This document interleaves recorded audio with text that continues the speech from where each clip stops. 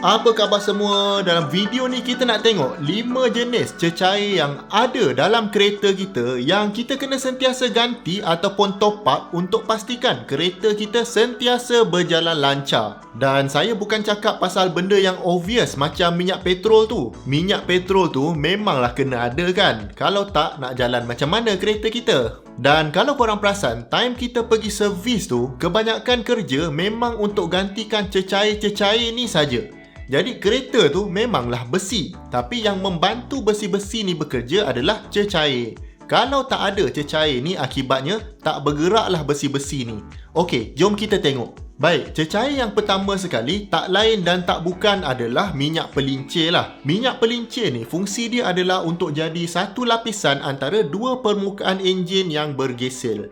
Tujuan dia adalah supaya dua permukaan ni dia tak bersentuh directly antara satu sama lain. Jadi kalau tak bersentuh, kuranglah wear and tear dan kuranglah haba. Jadi enjin kita taklah overheat. Kiranya kalau tak ada minyak pelincir ni atau kita tak ganti dia lama-lama, minyak pelincir ni dia akan berkurang dalam tangki kita. Sebabnya setiap kali enjin kita on, akan ada sedikit minyak pelincir yang akan terbakar dalam enjin kita. Jadi tak semestinya minyak enjin ni kurang sebab dia bocor tau. Kalau tak bocor pun, dia akan berkurang juga. Jadi sebab itulah penting kita follow jadual servis tu supaya minyak pelincir kita ni sentiasa cukup dan sentiasa elok.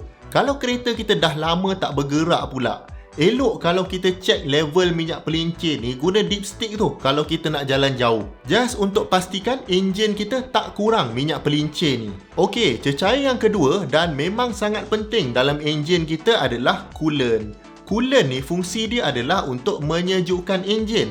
Maknanya dia penting untuk elakkan enjin kita overheat. Dalam enjin kita ni memang engineer dah design laluan-laluan untuk air coolant ni lalu supaya dia dapat sejukkan enjin.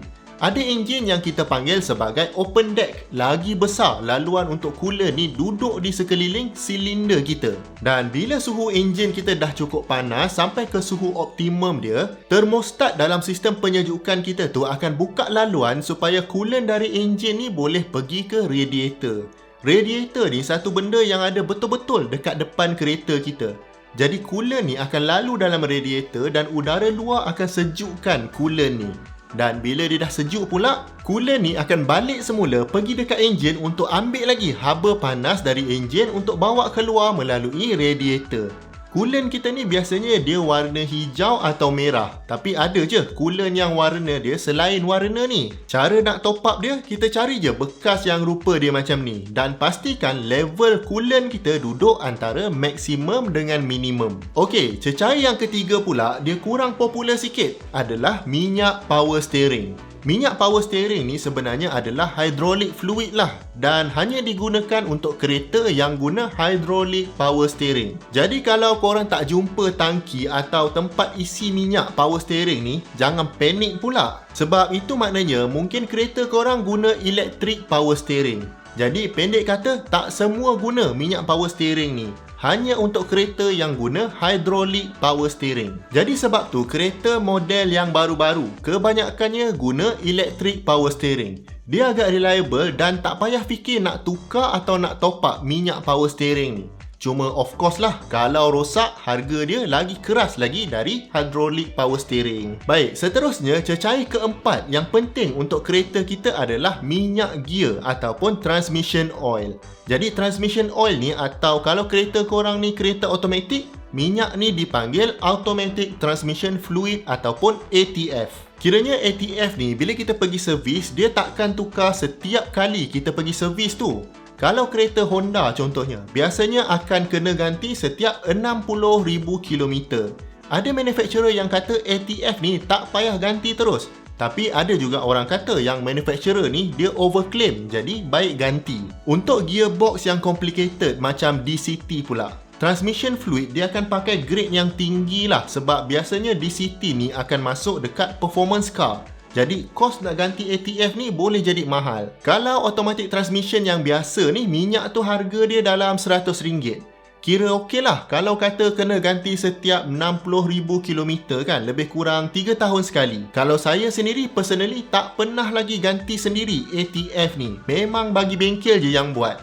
Sebab nak check level ATF ni dia susah sikit. Dia bukan senang-senang nak check macam minyak pelincir dengan coolant tadi. Jadi kalau tak reti nak buat, elok serahkan saja pada yang pakar. Cuma poin saya di sini, korang kena ingat yang gearbox kita pun memerlukan cecair yang dipanggil ATF untuk beroperasi. Jadi bila sampai time nak kena tukar dia, mesti nak kena tukar juga. Tak boleh lari. Okey, jadi kita dah tengok 4 jenis cecair atau bendalih yang kereta kita memang perlu untuk terus bergerak dengan baik. Yang pertama tadi kita ada minyak pelincir, lepas tu kita ada coolant, lepas tu minyak power steering, lepas tu minyak transmission atau ATF. Minyak apa lagi yang korang rasa kereta korang perlukan? Okey, jadi cecair kelima yang kereta kita perlukan untuk beroperasi adalah minyak brake. Minyak brake ni pun sebenarnya sejenis hydraulic fluid macam minyak power steering tadi. Tapi dia bukan minyak yang sama. Kalau korang nak tahu, setiap kali kita tekan brake tu, apa yang kita buat adalah kita tekan minyak ni dan minyak brake ni akan transfer daya tekanan tu kepada kita punya brake caliper.